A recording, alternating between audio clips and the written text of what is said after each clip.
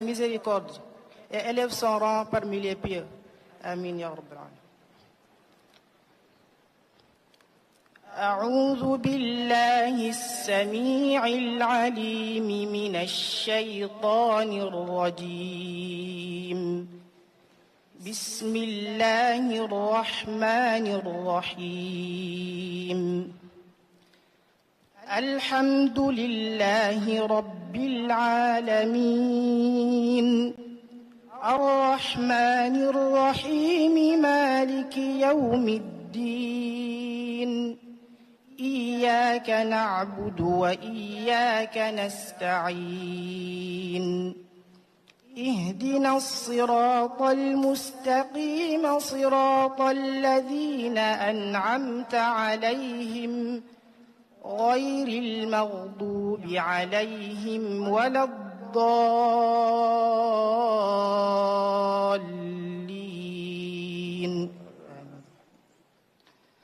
بسم الله الرحمن الرحيم. قل هو الله أحد الله الصمد لم يلد ولم يولد ولم يكن له كفوا أحد. بسم الله الرحمن الرحيم. قل هو الله أحد الله الصمد لم يلد ولم يولد ولم يكن له كفوا أحد. بسم الله الرحمن الرحيم. قل هو الله أحد الله الصمد لم يلد ولم يولد ولم يكن له كفوا أحد. بسم الله الرحمن الرحيم. قل أعوذ برب الفلق من شر ما خلق ومن شر غاسق إذا وقب ومن شر النفاثات في العقد ومن شر حاسد إذا حسد. بسم الله الرحمن الرحيم.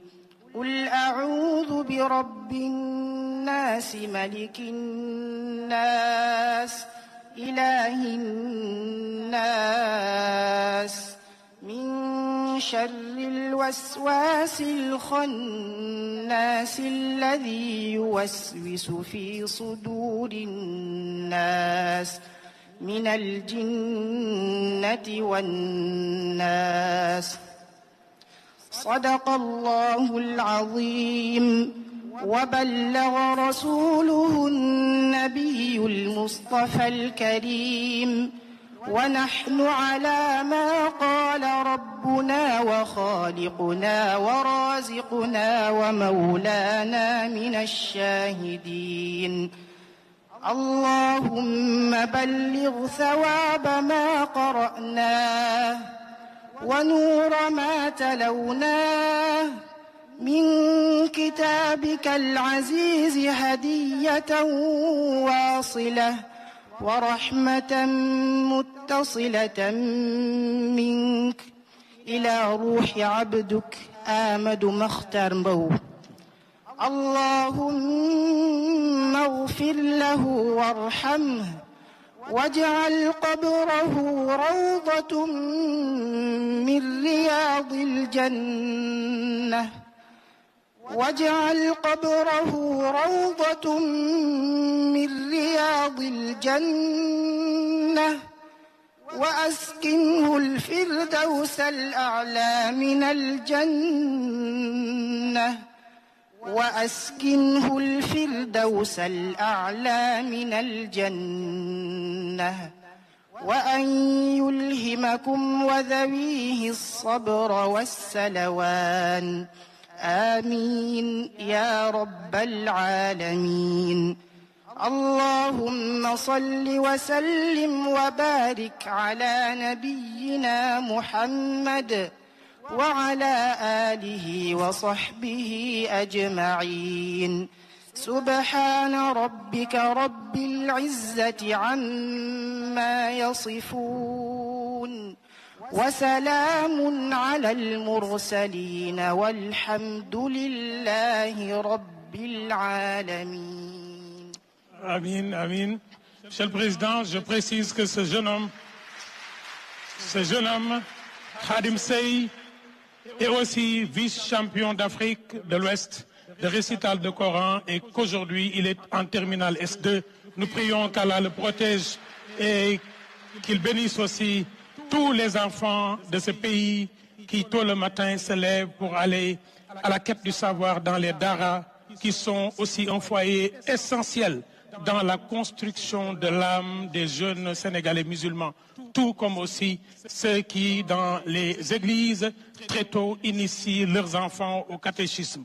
Faites de l'enfant un projet et l'enfant fera de votre vieillesse un repos. Khadim, qu'Allah vous protège et protège tous les enfants de cette nation.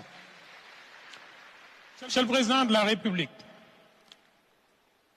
en Conseil des ministres, le 2 octobre 2024, une directive avait demandé l'organisation d'un hommage national au professeur Amadou Mokhtar Mbow. Le gouvernement s'est levé et d'une seule main a décidé de mettre en œuvre cette directive. C'est ainsi qu'un comité de pilotage a été mis en place par arrêté. Ce comité de pilotage est présidé par le ministre de l'Éducation nationale et co-présidé par les ministres de l'Enseignement supérieur, de l'Innovation et de la Recherche, le ministre en charge de l'Emploi, de la formation professionnelle et technique et le ministre de la Culture, de l'Artisanat et du Tourisme. Ensemble, les agents des différents ministères ont travaillé d'arrache-pied en accord avec la Fondation Amadou Mokhtar Mbow, mais surtout la famille, qui a été d'une disponibilité généreuse et d'un apport exceptionnel. Tous les fonctionnaires de l'État se sont mobilisés pendant un an. Aucun ministère n'a été laissé en rade dans le comité de pilotage. La primature nous a accompagnés, l'Assemblée nationale nous a soutenus, les diplomates que nous avons sollicités ont répondu présent.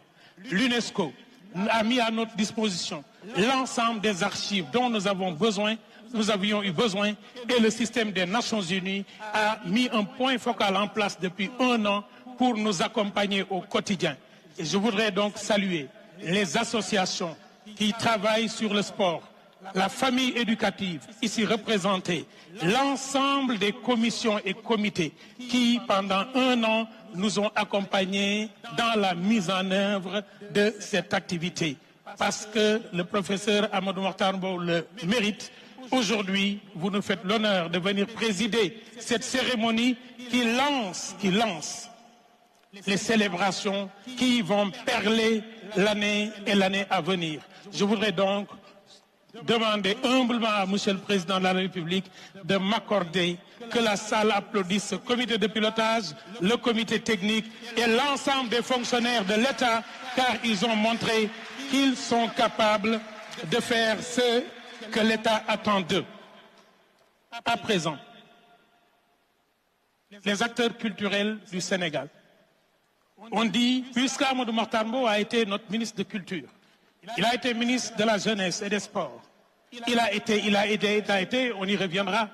Nous, acteurs culturels, nous allons lui rendre hommage dans ce que cette nation a de plus fort, par la voix, et encore par